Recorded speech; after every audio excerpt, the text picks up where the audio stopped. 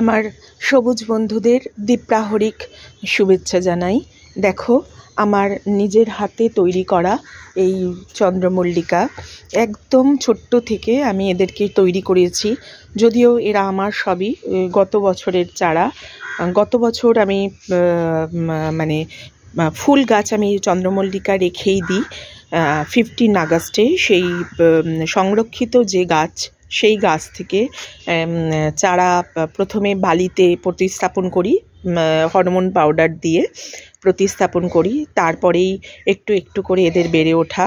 আর আজকে এদের এই অবস্থা। যদিও সেইভাবে যে খুব মারাত্মকভাবে এদেরকে যত্ন করতে পারি তা নয়, কারণ সংসারের সমস্ত কাজ সামলে এইটা আমার একটা অন্যরকম ভালো লাগা। তাই এদের সাথে থাকতে, এদেরকে নিয়ে কাজ করতে, অনেকটা সময় এদের সাথে কাটাতে আমার ভালো লাগে।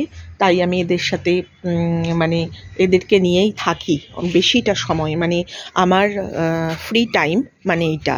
এবার তোমাদের সাথে শেয়ার করব এদেরকে আমি কিভাবে করি, কিভাবে কি করেছি সেটা।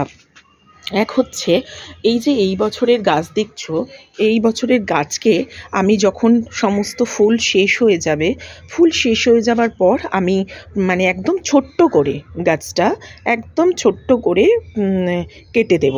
মানে সমস্ত শুকনো ফুল, শুকনো ডালপালা যা থাকবে সেইগুলোকে কেটে দেব। কেটে দিয়ে গাছটা রেখে দেব। এরপর গাছে মাঝে মাঝে আমি ফাঙ্গিসাইড বা যদি কোনো কীটনাশক দেওয়ার দরকার পড়ে সেক্ষেত্রে আমি ফাঙ্গিসাইড বা কীটনাশক সেক্ষেত্রে দিই। এবং প্রচণ্ড যখন রোদ্দুর পড়ে সেই রোদ থেকে গাছকে বাঁচানোর জন্য হালকা একটা সেটের মধ্যেও রেখে দিই। এরপর আমি 15ই আগস্টে প্রতি বছরেই গাছ বসাই। 15 আগস্ট আমি আগস্ট মাসেই বসিয়েছি, এবারে হয়তো একটু আগে করবার ইচ্ছে আছে।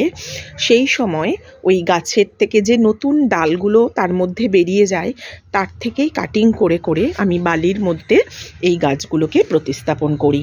তারপর যখন দেখি যে সেগুলোর রুট বেরিয়ে গেল, প্রথমে একদম ছোট পটে পটিং করি। আমি এই বছর থেকে, যেহেতু আমার এটা একদম সম্পূর্ণ নতুন চ্যানেল, সম্পূর্ণ এটা আমার একটা নতুন, হ্যাঁ